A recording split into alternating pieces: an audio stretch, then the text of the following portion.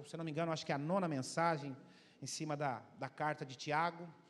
E hoje nós vamos falar um tema tão importante, né? Um tema tão... Leva esse microfone também, Amori, por favor. Obrigado, querido.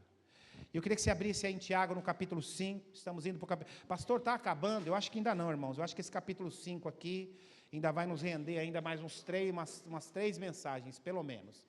Porque é muita riqueza nessa carta de Tiago. Como eu disse para vocês, né? Alguns teólogos reconhecem a carta de Tiago como o Provérbios do Novo Testamento, porque é tanto conselho, é tanto ensinamento para mim e para a sua vida, que a gente precisa estudar e absorver o máximo do que essa carta nos oferece. E nós vamos ler Tiago capítulo 5, todos acharam aí? Tiago capítulo 5, a partir do versículo 7 até o versículo 11, diz assim: Sede, pois, irmãos, paciente até a vinda do Senhor.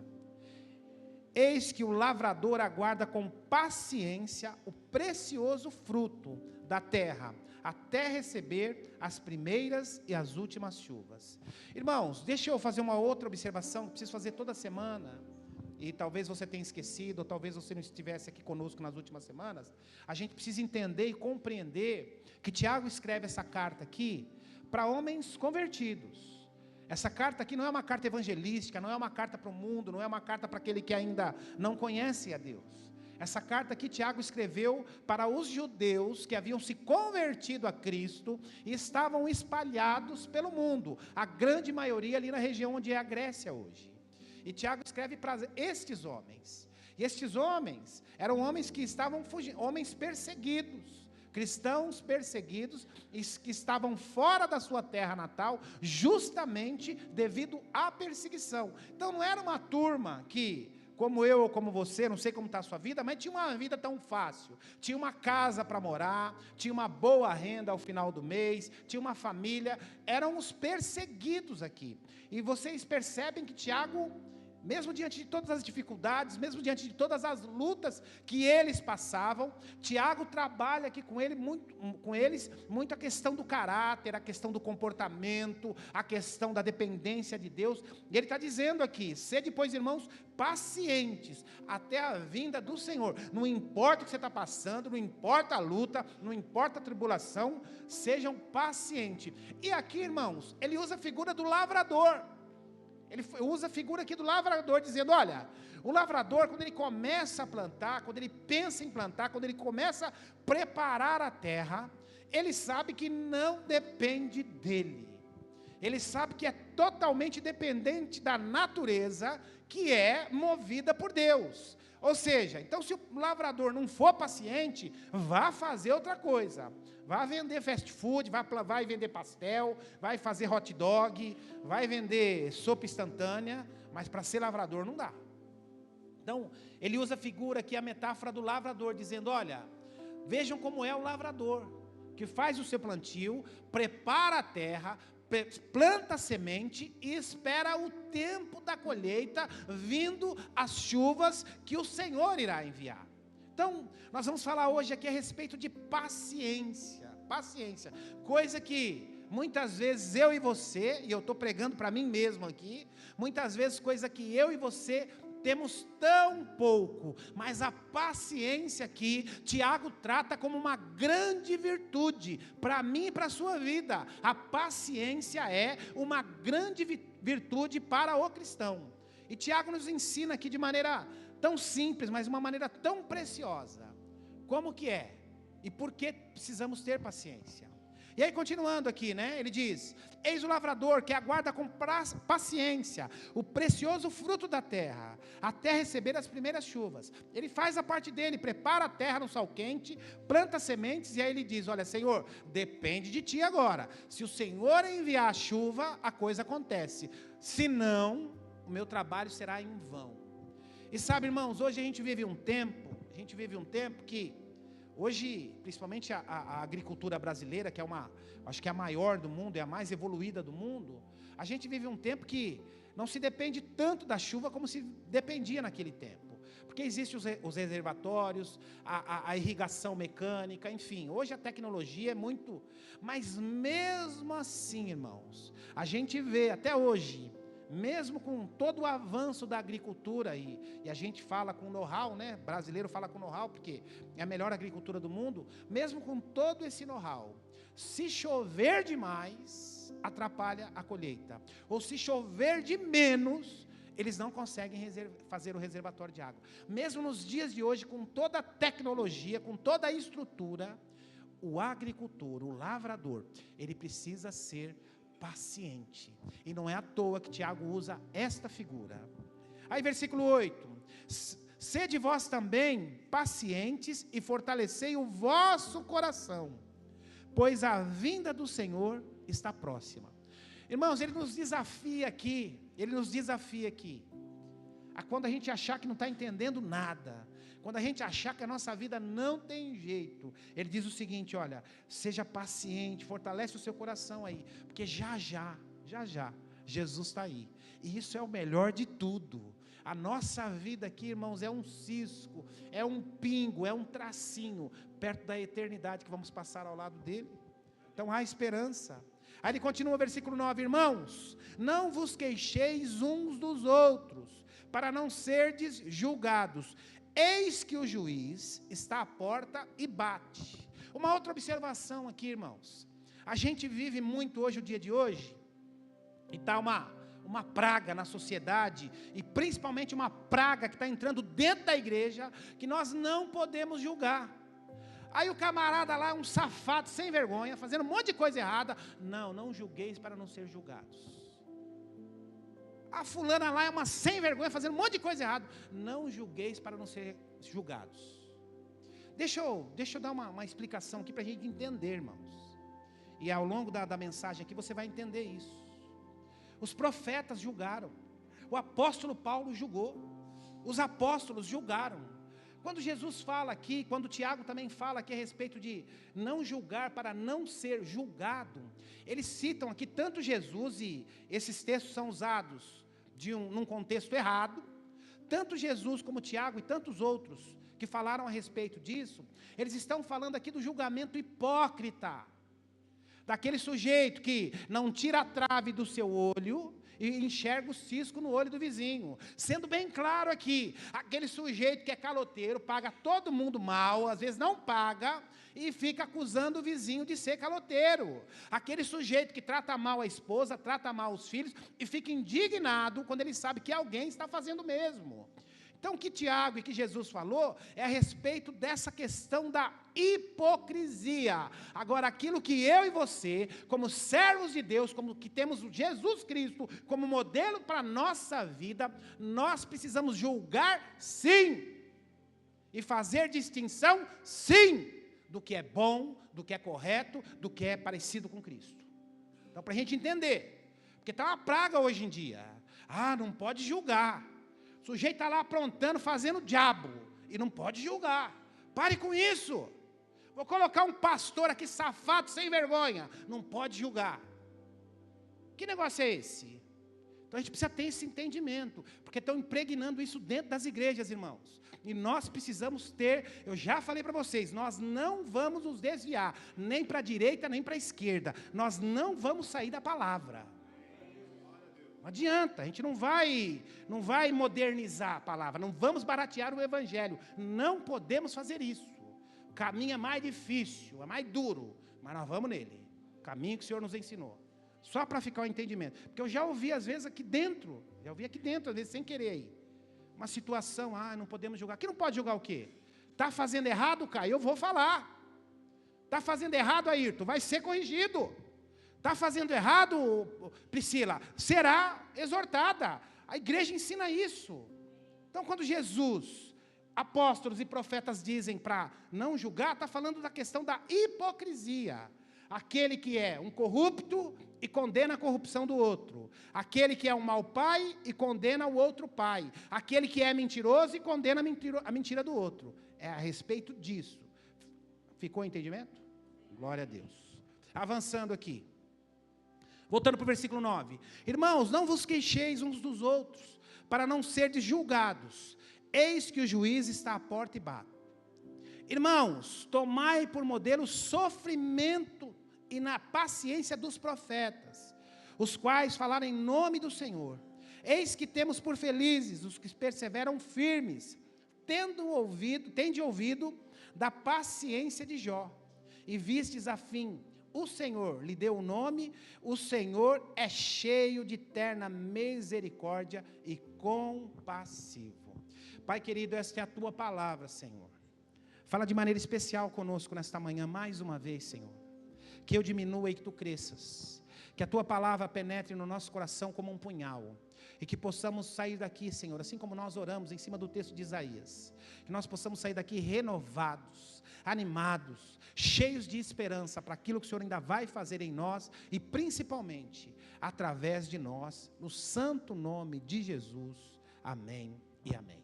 Irmãos, o tema da mensagem, para você que está anotando aí, é paciência. Paciência. E a gente vive hoje tudo funciona na base da velocidade. Hoje o que a gente mais se ouve por aí em todas as profissões é: tempo é dinheiro. Se você é o melhor programador, não vai te faltar trabalho. Se você é o melhor mecânico e rápido, não vai te faltar trabalho. Se você é o melhor na sua área, seja ela qual for, não vai te faltar trabalho e você vai ganhar mais. Porque hoje tudo é tempo. Tudo é tempo. Nós somos apressados, não temos paciência mais para nada. Tudo hoje é tempo. Nós não temos muitas vezes paciência com quem tem raciocínio lento. Algumas pessoas são mais rápidas no pensamento, outras são mais lentas. Mas muitas vezes aquele que tem raciocínio lento, ele fica meio de lado, porque ele não consegue acompanhar e as pessoas não têm paciência. As coisas hoje são muito corridas, muito rápidas. E Tiago, nesses versos que nós acabamos de ler, de 7 a 11 aqui, ele nos ensina exatamente isso. O mundo está tão rápido, o mundo está tão sem paciência, irmãos, até as redes sociais, o WhatsApp agora você pode dobrar a velocidade da pessoa que fala com você. Tem alguns irmãos que mandam mensagem para mim, eu coloco no 2.0 e ainda fica devagar. Quantos também passam por isso? Você deixa de ser ansiosa, deixa de ser ansioso.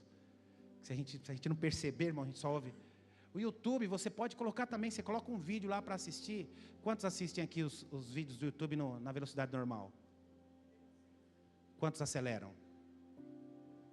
E tem alguns aí que não querem falar, querem se omitir. Então, por que essas duas empresas, plataforma, decidiram isso? Porque o mundo está muito acelerado, irmãos. O mundo está muito acelerado. Eu confesso para vocês que essa do WhatsApp de acelerar foi maravilhoso, porque tem gente que fala devagar mesmo. Então foi maravilhoso. Aí fica você coloca lá na sua velocidade, né? 1.25, 1.50, 1.75. Então eu já conheço alguns irmãos aqui, então eu sei a velocidade que eu posso usar. Para uns eu uso normal, para outros eu uso. E vai assim, já estão classificados já, né? Quando eu vejo lá a mensagem, já estão classificados. Isso é maravilhoso, maravilhoso. Mas brincadeiras à parte aqui, observações à parte, irmãos, a gente vive num mundo muito acelerado. Um mundo muito acelerado, é um mundo da coisa pronta, da coisa muito rápida, e nós temos andado num ritmo de ansiedade, num ritmo de pressa, num ritmo das coisas, que isso tem adoecido muitas pessoas. E volto a dizer, Tiago, ele está falando aqui para os crentes que se converteram, os judeus que se converteram e que estão passando por lutas, estão passando por perseguições, não estão na sua terra natal, e ele está dizendo: irmãos, sejam pacientes. Agora o interessante aqui é que nesses versos ele nos ensina, esses 5 versos aqui, nesses 6, né? 5 ou 6 versos, ele nos ensina o seguinte: quando que nós devemos ser pacientes, com quem nós devemos ser pacientes, como devemos ser pacientes e principalmente por que devemos ser pacientes. Ele nos dá 4 dicas aqui fabulosas, irmãos. E à medida que eu ia lendo essa passagem aqui, eu nem avancei, porque eu li esse pedacinho aqui e parei. Falei, não dá para avançar, porque aqui tem muita riqueza. E ele começa aqui, olha o que diz no versículo 7. Sede, pois, paciente até a vinda do Senhor. Eis que o lavrador aguarda com paciência o precioso fruto da terra, até receber as primeiras e últimas chuvas. Ele diz que nós precisamos ser pacientes quando, irmãos? Quando as coisas não estão no nosso controle. Muitas vezes, as coisas não estarão no nosso controle, e a gente tem eu me incluo nisso, volto a dizer, estou pregando para mim hoje aqui, e a gente muitas vezes não consegue lidar bem com isso. Como que eu não consigo controlar isso? Como que isso eu não consigo resolver? Como que isso eu não consigo dar uma solução? E muitas vezes, irmãos, muitas situações, muitas circunstâncias na nossa vida, não depende de nós. O que nós precisamos fazer, né, Fábio? É esperar a boa mão de Deus, a boa mão de Deus. Então, quando eu tenho condição de resolver o problema, e não resolvo, aí é tolice. É só isso depende de mim. Quando isso depende de mim e eu não resolvo, fico lá ansioso, aí é tolice. Eu preciso ir lá e solucionar o problema. Agora, quando isso não depende de mim, isso está aquém das minhas forças, eu preciso ter paciência e confiar no Senhor. Por isso que ele usa, irmãos, de maneira muito clara para nós aqui, e de maneira muito sábia, a figura do lavrador. O lavrador sabe que ele depende totalmente de Deus. Se o Senhor enviar chuva, e a chuva na medida, porque se passar do ponto também, estraga toda a plantação. Então ele sabe que o lavrador, ele vai lá, ele prepara a terra, ele planta as sementes, e ele espera o tempo certo para colher, na dependência total de Deus. Ou seja, o que o Tiago está ensinando para mim e para você aqui, é que eu e você, nós precisamos ser lavradores espirituais. E lá em Gálatas diz exatamente isso. Lá em Gálatas o apóstolo Paulo fala exatamente isso, né? Que tudo aquilo que nós plantamos, nós colhemos. Eu falei para vocês aqui a semana passada, e tenho falado aqui ao longo dos anos. Nossa vida é uma semeadura. Nós somos lavradores espirituais. E o resultado do que a gente experimenta hoje é resultado daquilo que semeamos lá atrás. E o resultado daquilo que você vai experimentar daqui para frente é resultado daquilo que você está semeando agora, nestes dias. Então, por isso que ele usa a figura de maneira tão clara, para mim e para você. Precisamos ser pacientes, irmãos. Quando? Quando as coisas não dependem da gente. É preciso esperar. É uma enfermidade. Estou aguardando lá o resultado, estou aguardando para operar, não depende de mim. É uma enfermidade, o Senhor deu um diagnóstico que está me corroendo o coração. Não depende de mim, depende do Senhor. Depende do Senhor. Estou aguardando uma vaga de emprego e a resposta não vem. Descansa, você fez a sua parte, descansa. Sede pacientes. Quando não depende de mim. A segunda questão aqui, o segundo ensinamento que ele nos ensina, olha o que diz no versículo 9. Irmãos, não vos queixeis uns dos outros, para não serdes julgados. Eis que o juiz está à porta e bate. Já falei aqui a respeito de julgamento, né? Irmãos, tomai por modelo o sofrimento dos profetas, os quais falaram em nome do Senhor, e não foram ouvidos, irmãos, muitas vezes. Então, a segunda lição que ele nos dá aqui, com quem devemos ser pacientes? Agora pega, né? Com quem que você deve ser paciente? Você deve ser paciente com o seu marido. Você deve ser paciente com a sua sogra. Você deve ser paciente com a sua esposa. Você deve ser paciente com aquele seu cunhado chato. É uma ordem. Nós precisamos ser pacientes com as pessoas, irmãos. E por que disso? Porque não tem como eu e você, descaracterizarmos algumas pessoas. Eu sempre falo isso nos casamentos, irmãos. Muitos casamentos há um conflito, há muita briga. Por quê? A esposa quer moldar o marido aos padrões dela, e o marido quer moldar a esposa aos padrões dele, e não adianta. Viu, Emerson? Existem coisas na Noelma que não adianta, você não vai mudar nunca, é o jeito dela. Existem coisas nele, não adianta você ficar brigando, não vai mudar nunca. E nós estamos falando aqui, irmãos, é claro que coisas que interferem na vida, coisas que não são saudáveis, coisas que não são boas, e coisas que não agradam a Deus, essas coisas, vocês têm maturidade para entender o que eu estou dizendo. Estou falando de coisas relacionadas a comportamento, relacionadas ao dia a dia da vida. Existem mulheres que morrem, que sofrem, homens que morrem, que sofrem, porque algumas mudanças que não vão acontecer nunca. Ela nasceu com aquilo, cada um tem a sua característica. Eu preguei aqui algumas semanas atrás, alguns meses atrás, a respeito de Abel e Caim. Nasceram na mesma casa, se amamentaram no mesmo seio, foram criados da mesma maneira, receberam a mesma criação, praticavam as mesmas práticas religiosas. Mas um foi para um lado, completamente distante de Deus, e o outro caminhava segundo a vontade de Deus enquanto esteve nessa terra. Então são características pessoais, que não tem como mudar, não tem como descaracterizar o outro, a outra. Então nós precisamos ser pacientes. E ele usa aqui a paciência dos profetas. E o porquê disso, irmãos? E o porquê disso?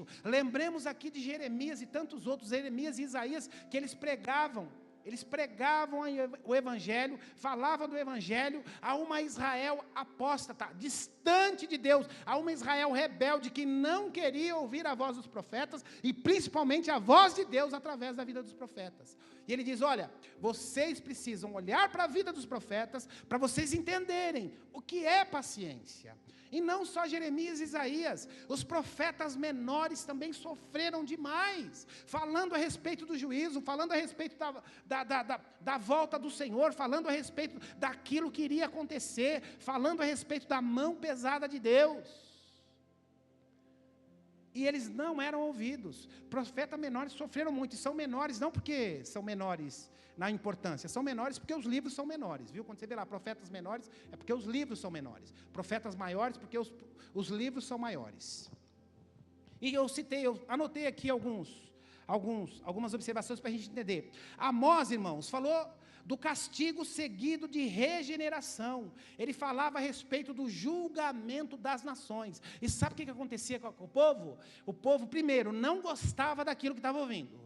E em segundo lugar, entrava por esse e saía por esse. Mas Amós permaneceu firme, trazendo a mensagem de regeneração, dizendo: olha, vocês precisam colocar a vida em ordem, porque se vocês não colocarem a vida em ordem, vocês vão experimentar o juízo de Deus.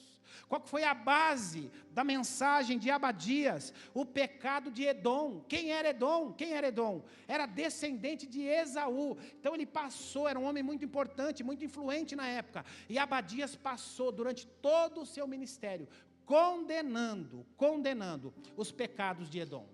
Mostrando, apesar dele não ligar, apesar dele não estar nem aí, e dizendo: olha, o juízo estará sobre a sua vida. Miqueias, ele falou sobre o julgamento de Samaria, a respeito da idolatria. Começou uma grande idolatria em Samaria, e ele começou a repreender os líderes daquela região, dizendo: olha, vocês estão se desviando dos caminhos do Senhor para outros deuses, parem com essa idolatria, vocês receberão o juízo do Senhor. E o que acontecia, irmãos? Entrava por esse e saía por esse. Eles eram rejeitados. Miqueias, falou tanto a respeito dessa idolatria. Abacuque, olha o que acontece com Abacuque. Nós falamos aqui a respeito de julgamento. Sabe qual era a maior angústia de Abacuque, irmão Erivaldo? A maior angústia dele era a mansidão do Senhor, a tolerância do Senhor com aquele povo pecador. Muito parecido com Jonas. A maior inquietação dele era: como que o Senhor é tão tolerante com esse povo maldito? Como que o Senhor é tão tolerante com esse povo mau? Como que o Senhor é tão tolerante com esse povo que o abandonou? E isso gerava uma crise muito grande no coração dele. Isso gerava uma crise, um conflito na sua própria fé. Porque ele pregava, e as pessoas não ouviam. Ele pregava, e as pessoas não mudavam de vida. Então Abacuque e Jonas passaram muito por esse conflito da fé. Safonias, o que ele mais dizia era: o dia do Senhor está chegando, o dia do Senhor está chegando. Falava sobre o juízo e principalmente há tempo de se arrepender. Há tempo de colocarmos a nossa vida em ordem.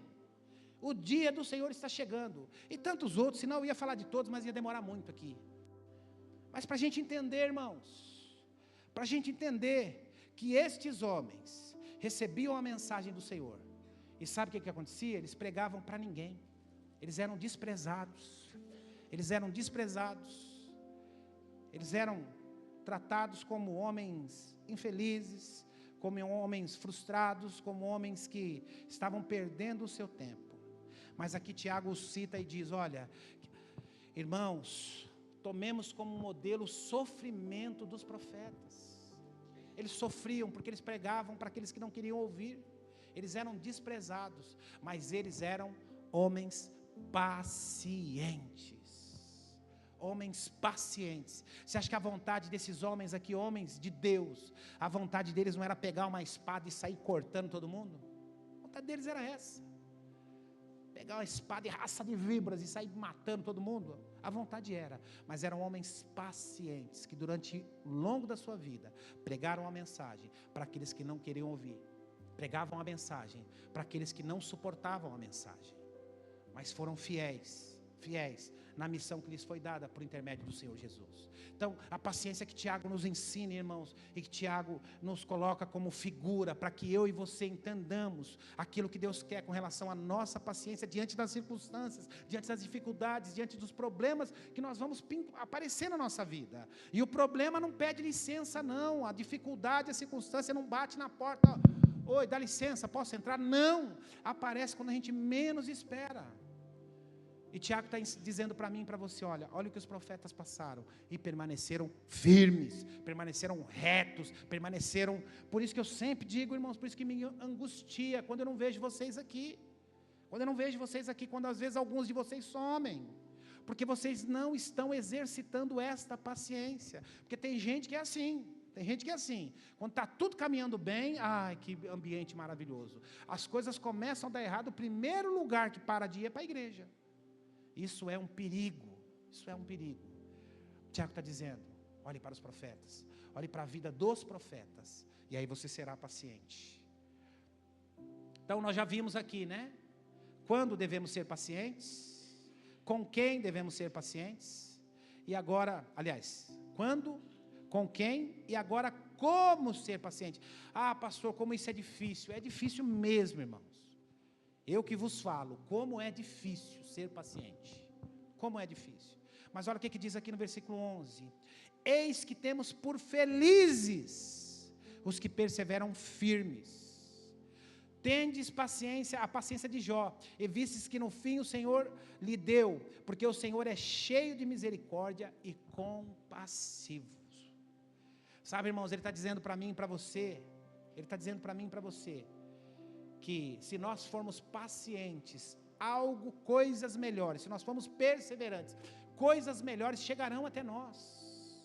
Então, como que nós precisamos ser pacientes? Como aquele que espera a vinda do Senhor, como aquele que espera algo melhor. E ele usa o exemplo de Jó aqui, que havia perdido tudo, irmão, inclusive a sua vida social. Jó perdeu tudo, a única coisa que lhe restou foi a sua esposa, que diz, olha, nega teu Deus e morra, homem. Nós perdemos tudo, mas ele foi paciente, e o Senhor está dizendo para mim e para você, que nós precisamos ser pacientes, assim como foi Jó. E a sua paciência, ela foi recompensada, porque sabe, irmãos, ele diz assim, que felizes, no versículo 11, ele começa, né, eis que temos como felizes aqueles que são pacientes no meio da tribulação, porque eles vão experimentar algo muito melhor, eles vão experimentar a promessa que um dia o Senhor fez. Então, nós precisamos ser como aqueles que esperam algo melhor, mesmo sem entender nada, mesmo passando por lutas, mesmo sem compreender, Senhor, por que isso aconteceu comigo, porque logo na minha casa, porque logo na minha família, porque logo comigo, mesmo sem entender nada, mas sabendo que o melhor ainda está por vir, Então Tiago nos alerta, olha, veja Jó, ele perdeu tudo, ele não tem mais nada, nem vida social, entretanto, ele perseverou, e foi recompensado no final, e a partir do versículo 42 ali, a gente vê Jó sofrendo, até o capítulo 41, a partir do versículo 42, o Senhor vai restaurando tudo na vida de Jó, porque é assim que Deus faz, irmãos. Então a nossa paciência precisa ser a paciência de Jó, a gente até tem essa frase, né, por aí. Por que devemos ser pacientes? Olha o que diz o versículo 8 e 9. Sede vós também pacientes e fortalecei o vosso coração, pois a vinda do Senhor está próxima. Quantos creem nisso? Deixa eu falar algo triste para vocês, irmãos. Existem igrejas que começaram bem, começaram sérias, que elas não acreditam mais na volta de Cristo, viu, Marcelo? Já passou 2000 anos, eles não chegaram, não voltou ainda, não vai voltar mais não. Você acredita nisso? Existem igrejas homens e mulheres que se dizem cristãos, que não acreditam mais na volta de Cristo. E Tiago diz aqui para mim e para você: sede, pois, também pacientes, fortalecei o vosso coração, pois a vinda do Senhor está próxima. Quantos creem na vinda do Senhor aqui? Aleluia, aleluia. Não sabemos a hora, a Bíblia diz que Ele virá como ladrão. O tempo nós não sabemos, mas os sinais estão aí, né, irmãos? Os sinais estão aí, as guerras estão aí, os filhos estão se casando, todos os sinais já estão aí, agora o tempo nós não sabemos. Então ele diz: olha, vocês devem ser pacientes, porque a vinda do Senhor está próxima. Aí no versículo 9: irmãos, não vos queixeis uns dos outros, para não serdes julgados. Eis que o juiz está à porta. Ele está voltando. Agora, além dele estar voltando, eu preciso ter um entendimento, como nós lemos em Isaías, que Deus está no controle de todas as coisas, e Ele vai recompensar a nossa paciência. Como diz Paulo lá em Gálatas: tudo aquilo que nós temos plantado, tudo aquilo que nós temos semeado, toda paciência, toda a esperança que nós temos depositado no Senhor Jesus, Ele nos recompensará. Lá em Mateus, no capítulo 5, versículo 4, o Senhor Jesus diz lá, né? Bem-aventurado aqueles que choram, pois serão consolados. Esta é a promessa para mim e para você, meu irmão. Ainda que você não esteja entendendo nada, minha irmã, ainda que você não esteja compreendendo nada, Ele diz: vocês são bem-aventurados, porque vocês têm confiado na pessoa certa. Ah, mas o médico disse isso. Ah, mas a notícia não é boa. Ah, mas o quadro é assim, é assado. Ele diz: seja paciente, porque Ele faz segundo a sua vontade. Você crê nisso, meu irmão? Você crê nisso? Então, recapitulando aqui rapidinho, Tiago nos ensina quando ser paciente, quando as coisas não dependem de nós. Com quem ser paciente? Com as pessoas que fazem parte do nosso convívio. Ah, pastor, eu não tenho paciência com gente chata, não. Eu também não tenho muita, não, irmãos. Mas com quem a gente precisa ter paciência, a gente precisa ter paciência. Como ter paciência? Como? De que jeito? A mesma paciência que Jó teve, crendo que seria recompensado lá na frente. E por que ser paciente, irmãos? Porque o melhor ainda está por vir. Você ainda não viveu os seus melhores anos. Os seus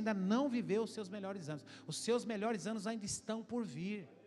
Esta é a promessa, aqui nessa terra ainda. A Bíblia fala tanto a respeito de plenitude, e nós temos que aproveitar e comer o melhor desta terra, mas entendendo que experimentaremos o melhor dessa terra, mas também vamos experimentar o melhor dos melhores, que é lá no céu, ao lado do nosso Senhor Jesus.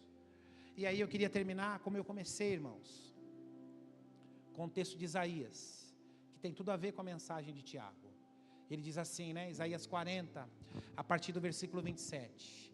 Ó Jacó, como pode dizer que o Senhor não vê o que passa? Jacó, irmãos, apesar de ter titubeado, apesar de ter passado por um momento de dúvida, que é o que todos nós estamos sujeitos, quando ele entendeu que Deus estava no controle da sua vida, ele virou a chavinha, ele mudou completamente, e a partir dali, ele começou a orar pelos seus amigos, com necessidades, já falei tantas vezes aqui, ele começou a orar pelos seus amigos, que tinham necessidades muito menores do que as necessidades dele. Ele começou a orar, começou a interceder pelos seus amigos, e através da vida dele, os seus amigos eram curados, seus amigos eram despertados, e lá no capítulo 42, o Senhor começa a restaurar tudo em dobro daquilo que ele tinha. O diabo roubou tudo, o diabo levou tudo dele, a única coisa que preservou foi a esposa e a vida.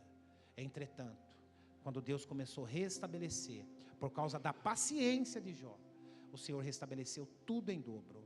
Então, ele passou também, isso é natural, ele passou, criou aquela dúvida no coração, criou aquela impaciência, aquela ansiedade, isso é natural de todos nós, mas precisamos aprender a lidar com isso. Então ele diz: Jacó, como pode dizer que o Senhor não vê o que você passa? Ó Israel, está falando a respeito da nação, da igreja, como pode dizer que Deus não se importa com os seus direitos? Você não ouviu? Não entendeu? O Senhor é o Deus eterno, o Criador de toda a terra. Eu já falei isso, irmãos, quando o Senhor diz aqui, com essa autoridade, e Ele diz lá no Gênesis, eu sou o Criador. Ele não diz eu sou o Senhor, eu sou o Todo-Poderoso, eu sou isso. Ele diz eu sou o Criador. Ele está dizendo o seguinte, é eu que mando nessa bagaça toda. Eu criei, é do meu jeito, eu fiz, eu criei. Então quando ele fala Criador, está acima de todas as outras coisas. Ele é o nosso Salvador, Ele é o nosso advogado, Ele é o nosso Redentor, é todas estas coisas também. Ele é o nosso Senhor, sim, mas quando Ele usa, eu sou o Criador, isso está acima de tudo, Ele criou tudo. E Ele diz isso no texto, eu sou o Criador de toda a terra, Ele nunca perde as forças, nem se cansa, e ninguém pode medir a profundidade da sua sabedoria. Eu sempre digo isso, irmãos, existem coisas que se o Senhor liberar para a minha vida, Ele me mata, porque eu não vou saber lidar. Existem coisas que se Ele liberar para o Márcio, Ele mata o Márcio. Se Ele liberar para a Crisley, Ele mata a Crisley. Se Ele liberar para a Noelma, Ele mata a Noelma. E aqui esse texto é bem claro com relação a isso. Ninguém pode medir a profundidade da sua sabedoria. Por isso que as nossas orações precisam ser sempre, Senhor, que seja feita a sua vontade. Eu quero um carro, eu quero uma namorada para casar, eu quero um namorado, eu quero morar numa casa melhor, eu quero um emprego melhor, eu quero um salário melhor. Mas no final, que seja feita a sua vontade. Sua vontade, porque a vontade dele para nós é muito melhor. E quando orarmos pelos nossos filhos da mesma forma, Senhor, abençoa nisso, abençoa na faculdade, abençoa no trabalho, abençoa, mas que seja feita a sua vontade, a sua vontade. E aí continuando, ele dá força aos cansados e vigor aos fracos. Até os jovens perdem as forças e se cansam, e os rapazes tropeçam de tão exaustos. Mas aqui falando a respeito de mim e de você, irmãos, que às vezes passamos por tantas lutas, por tantas dificuldades, diz assim, mas os que confiam no Senhor, renovam as suas forças, e voam alto como águias, correm e não se cansam, e caminham e não se desfalecem. Essa é a promessa para aqueles que são pacientes no Senhor. Olha para a pessoa que está do seu lado e fala assim, ô meu irmão, minha irmã, você é paciente? Pergunta aí, fala, você é paciente, minha irmã? Você é paciente, meu irmão?